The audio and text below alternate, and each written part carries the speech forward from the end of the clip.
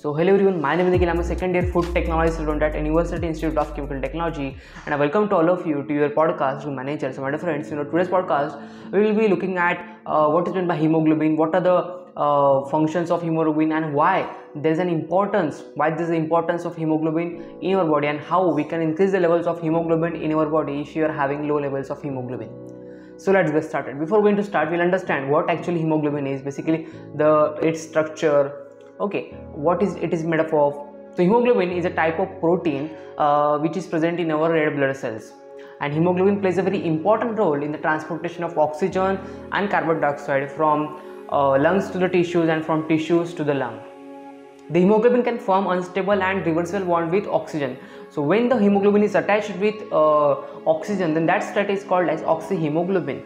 And when the color of that oxyhemoglobin state is red color. So basically it characterizes the color of our blood. Basically our blood contains maximum amount of oxygen, so because of which it imparts the color to the blood.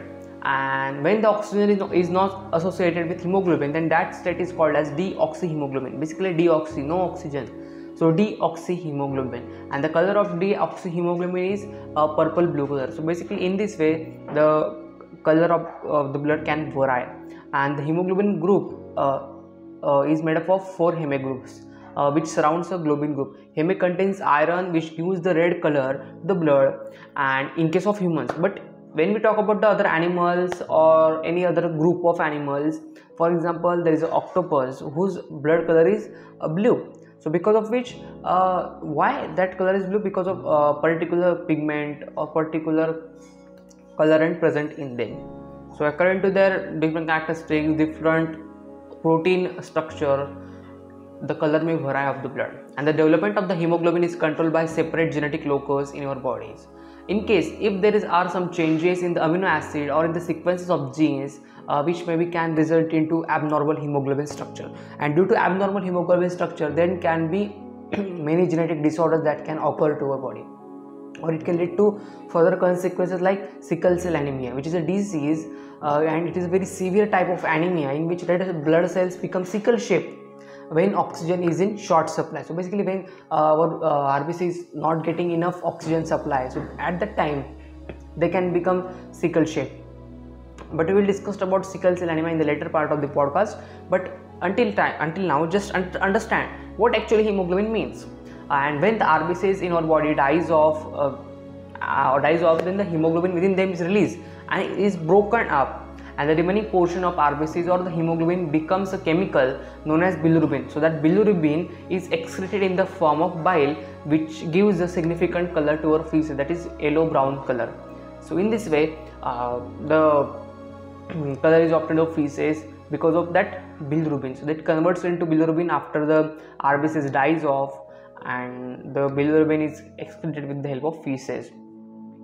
So this is about the brief idea about what is meant by hemoglobin, structure of the hemoglobin, some states of the hemoglobin, how and color of the states of those hemoglobin, and now we'll see the functions of the hemoglobin. Why the hemoglobin is so much important in our body, why there is need. Okay, as we say that hemoglobin plays a very important role in all the life processes that are carried out in our body. So how? The first is, as we have discussed earlier, is to transport the oxygen and carbon dioxide in the body. So basically transportation of all the gases takes place with the help of hemoglobin in our body. So hemoglobin means with the help of blood, but in the blood the hemoglobin carries out these processes. And in addition to the transportation of gases, hemoglobin also acts as a buffer. So what is meant by buffer? Buffer is a solution or any kind of material which helps to maintain the pH of any solution at constant value.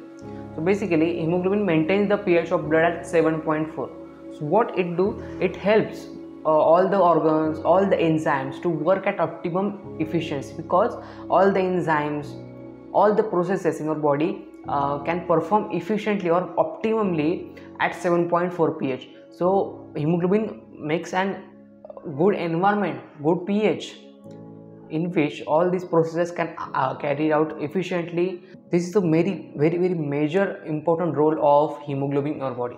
As well as iron provides the red color to the blood. It maintains the shape of the red blood cells, it interacts with ligands, as well as hemoglobin degradation accumulates psychological active metabolite in our body. So in this way, the hemoglobin is very important to our body and it can carry out various functions. It will not going to benefit directly. For example, it is providing direct benefit of transporting oxygen and gases in our body, but when that hemoglobin is maintaining the pH of the blood, okay, so it is indirectly helping to all the organs, all the systems, all the enzymes to perform their work efficiently. So this is about the function of hemoglobin. Now we will understand the diseases that are associated with hemoglobin. Like, what are the diseases? What diseases can occur if you are not having enough hemoglobin, or any distorted or any sudden change in the hemoglobin, or any mutation in the hemoglobin structure. Okay, what diseases can occur in your body? The first is sickle cell anemia, as we have stated earlier, is one of the most common or frequently occurring genetic disorder all over the world. In this disease, the red blood cells which are normally disc shaped are converted into distorted red blood cells, okay, of sickle cell anemia, and they are having the shape of half moon or crescent shape. So the disc like shape converts into crescent shape or half moon shape, which decreases the efficiency of the RBCs to combine with oxygen. So because of it, short supply of oxygen becomes there. So oxygen becomes short there. So because of which, all those things can, like, you may feel more fatigue, headache, dizziness, because of low levels of oxygen in your body. And the second disease is thalassemia, which is an inherited disease. That is, this disease passes from parents to the offsprings through the genes, and the disorder when occur in our body does not make enough protein called as hemoglobin. So basically, when this disease occur in our body cannot able to produce the protein hemoglobin. So because of which, it affects the oxygen binding capacity in our body, and it again may lead to various common diseases like fatigue, dizziness, tiredness. Okay, so basically all those things are happen due to the less amount of hemoglobin in your body or deficient of hemoglobin. What are the causes of the low hemoglobin in your body? So what are the causes because of which you can get to more prone to this? Basically, not genetical disorders, but like tiredness, dizziness, nausea and vomiting. The first is the person is much deficient of vitamin B12 or iron, and the second is or he has undergone some major blood loss, severe blood loss, or he is having kidney diseases, liver diseases, hyperthyroidism, thalassemia, sickle cell anemia, or lung diseases by excessive smoking. If he is having excessive smoking, then lung diseases can occur to him, as well as extreme physical activities also reduces the levels of hemoglobin in our body.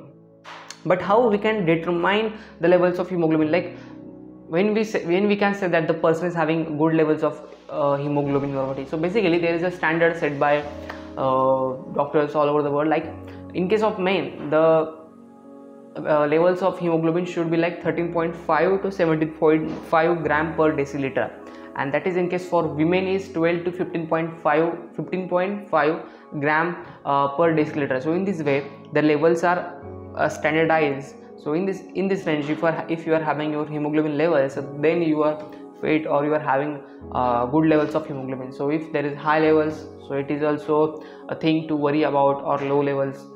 Okay, and what you can do? So if you are having less levels, because the main topic of our today's podcast is about what you can do to increase the levels of your hemoglobin. So we are assuming that you are having less levels of hemoglobin in your body. So what you can do to increase the levels of your hemoglobin? So the first is you can have iron rich food, because iron is a main factor in case of production of hemoglobin. It increases the amount of hemoglobin and maintain the levels of hemoglobin. So we should eat the foods which are rich in iron. Some examples of the food which are rich in iron are like nuts and seeds, broccoli, eggs, dried fruits, green leafy vegetables, peanut butter, meat and fish. So you should eat all these foods to increase the levels of iron, because of which the production of hemoglobin will increase in your body. The second is you should eat folic acid rich food. Folic acid increases the levels of hemoglobin in our body. So basically, when the person is suffering from any kind of sickle cell anemia, so then the doctor prescribes him with the folic acid tablet. So what actually folic acid do? It helps to increase the production of hemoglobin in our body. So because of which it reduces the impact of those things, or reduces all those further consequences like tiredness, dizziness, extreme fatigue. Okay, and some folic acid rich food are like kidney beans, avocado, lettuce, rice, spinach and peanuts. Or the next is you can also have vitamin A rich food. So what actually vitamin A do?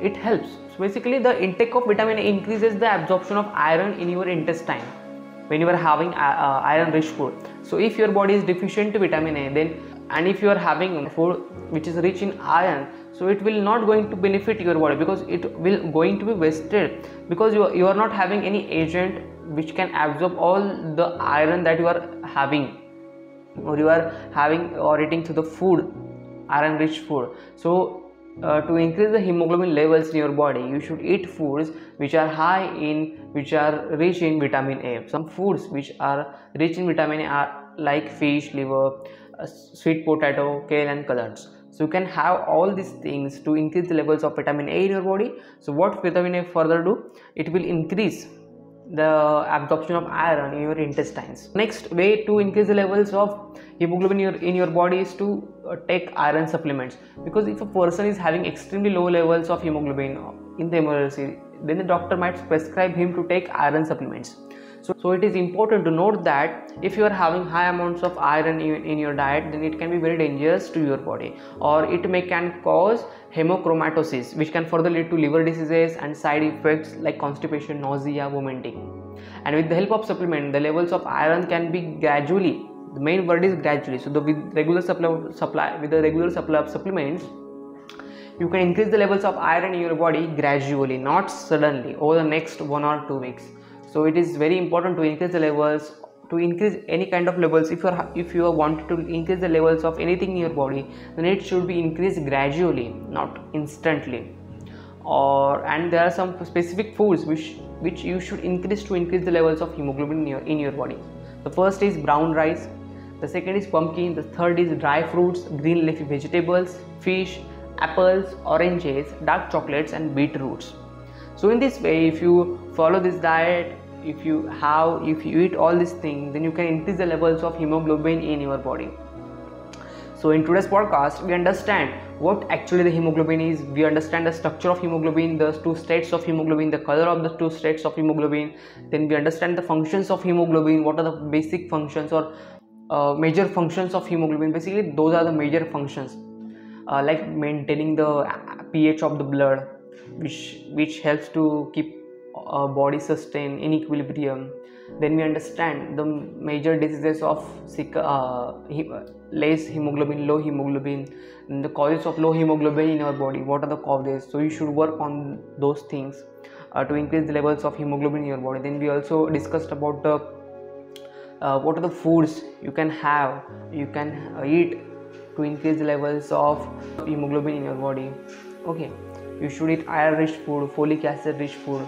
Then to increase the intake of vitamin A, which will further increase the production of hemoglobin in your body.